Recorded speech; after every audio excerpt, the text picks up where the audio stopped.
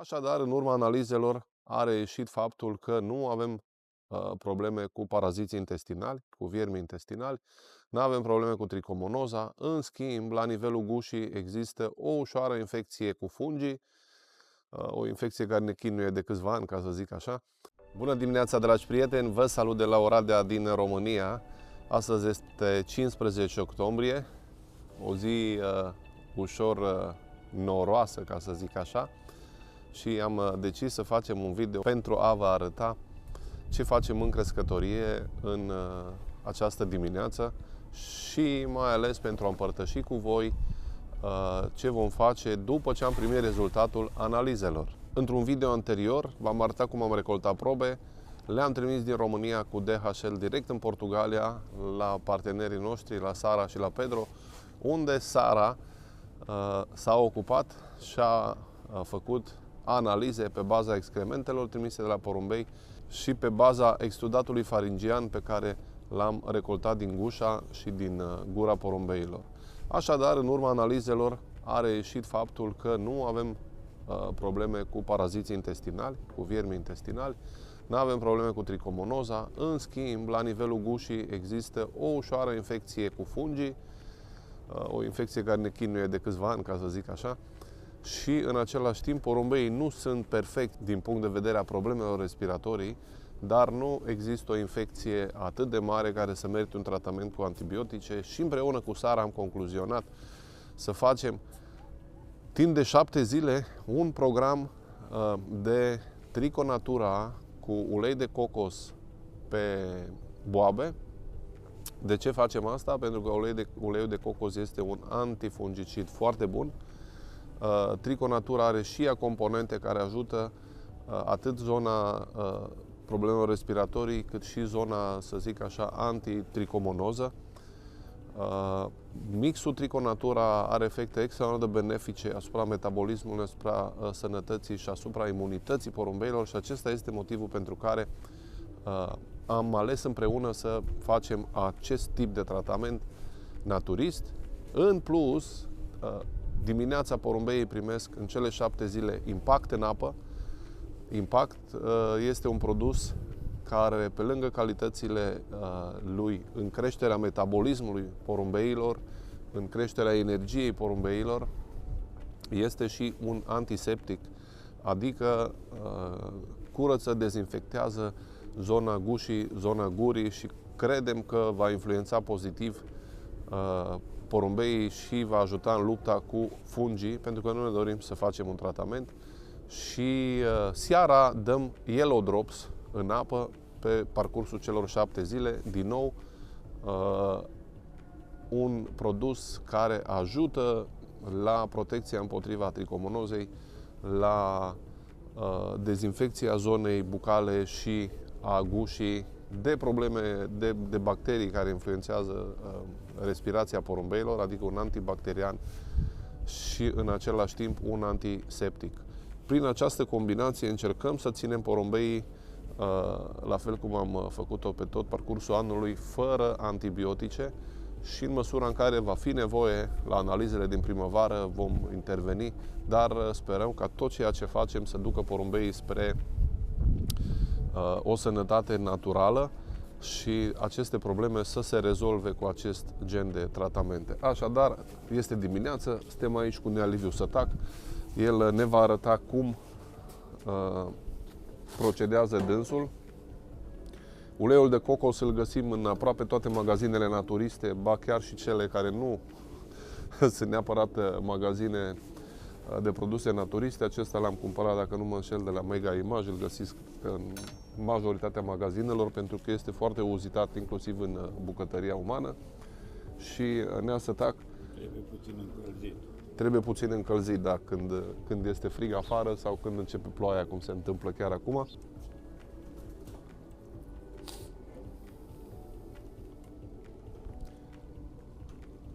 Cam 2 linguri de ulei de cocos care se amestecă foarte bine cu hrana de năpârlire pe care o folosim. Punem 2.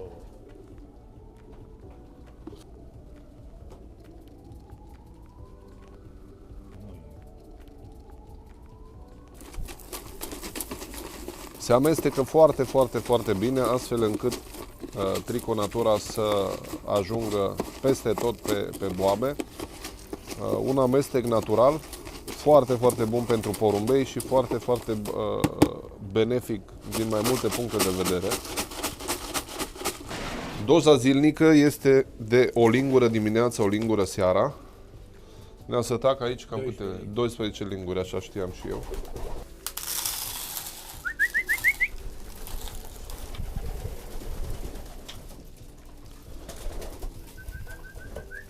După cum vedem astăzi, porumbelor, de exemplu, nu le este foarte foame și atunci nu vom pune 40 de ringuri la cele 40 de femele pe care le avem aici.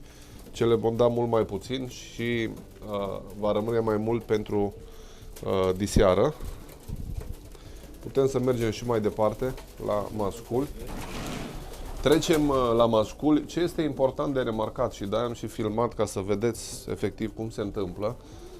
De multe ori porumbeii nu sunt foarte înfometați, mai ales că nu îi lăsăm afară, n-au parte de zboruri zilnice ca să-și consume energia. Sunt momente când nu le este atât de foame și atunci trebuie să ne adaptăm la acest lucru și să nu hrănim decât cât este necesar.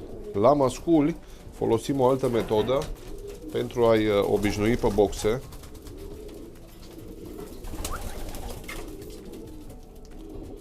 Porumbeii primesc câte o lingură masculii în fiecare boxă. Hai la loc. Ce obținem prin acest lucru este că fiecare porumbel începe să devină mult mai teritorial. Vedeți că mai sunt unii care încearcă să ajungă în boxa celorlalți. Aici avem 2 porumbei în plus, care vor mânca mai la final. Acești 2 porumbei în plus îi ajută pe ceilalți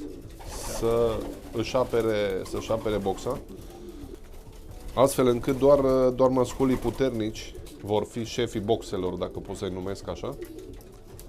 Facem acest lucru în fiecare dimineață și în fiecare seară, după care porumbeii sunt trecuți pe volieră și facem o curățenie generală, dăm drumul la benzi și curățăm podeaua.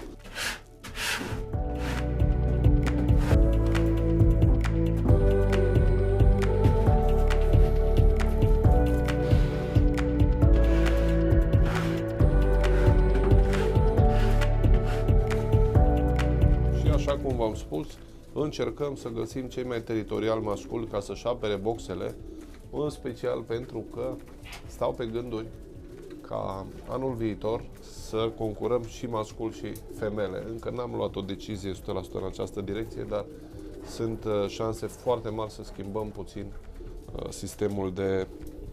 sistemul de zbor. Până în aprilie avem timp suficient să ne gândim cum vom proceda.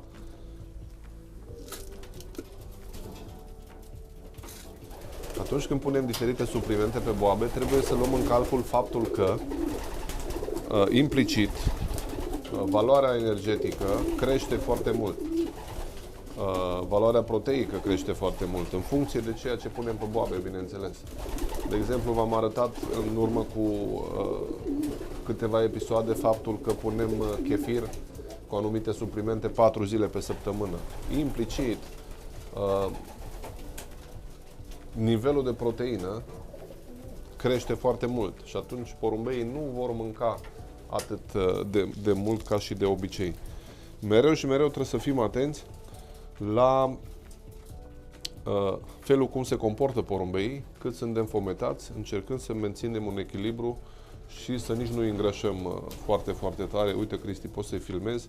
Aici noi avem pe cei 2 masculi de luptă, ca să zic așa.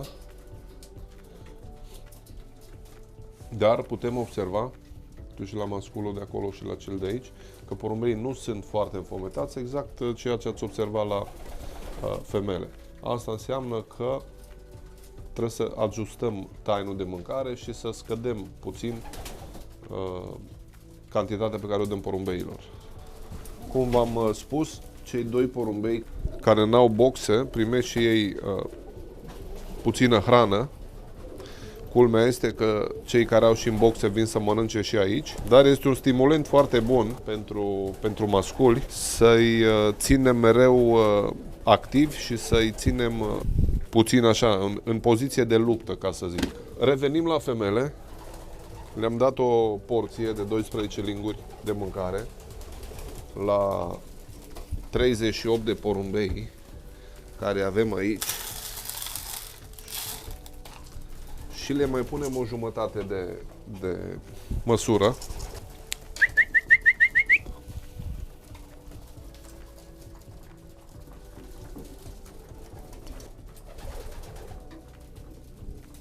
Nu vom trece de 2 măsuri, pentru că după cum le vedeți, nu sunt foarte flămânde. Le vom da apă, după care le trecem pe volieră.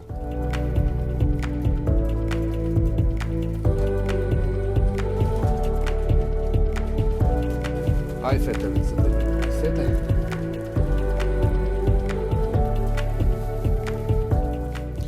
Așa cum v-am spus, această cură, Trico Natura cu ulei de cocos, respectiv Impact și Seara Yellow Drops, este o cură de sănătate pentru această perioadă și am decis-o după ce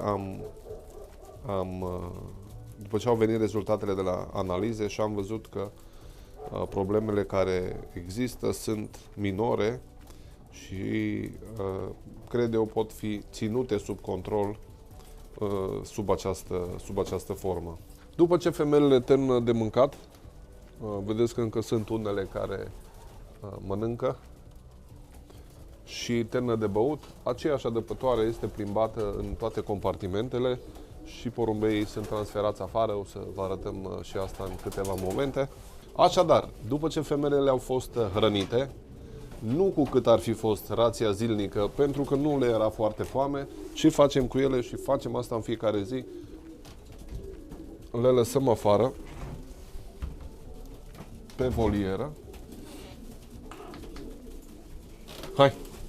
Hai fetele, hai. Indiferent care este starea vremii și chiar dacă n-au toate locuri, unele dintre ele stau pe grătarele volierei. Așa. Femelele vor sta până de seară, aproximativ la ora 18, aici pe volieră, așa cum v-am spus, indiferent care este starea vremii. Unele dintre ele n-au locuri pe odihnitori sau pe stinghii, dar și acest lucru eu cred că ajută pentru că le dezvoltă capacitatea de luptă, se bat pentru locurile lor și se bat pentru a putea sta cât mai sus în volieră. Una din caracteristicile pe care trebuie să le cultivăm la femeile văduve este gelozia lor una față de alta.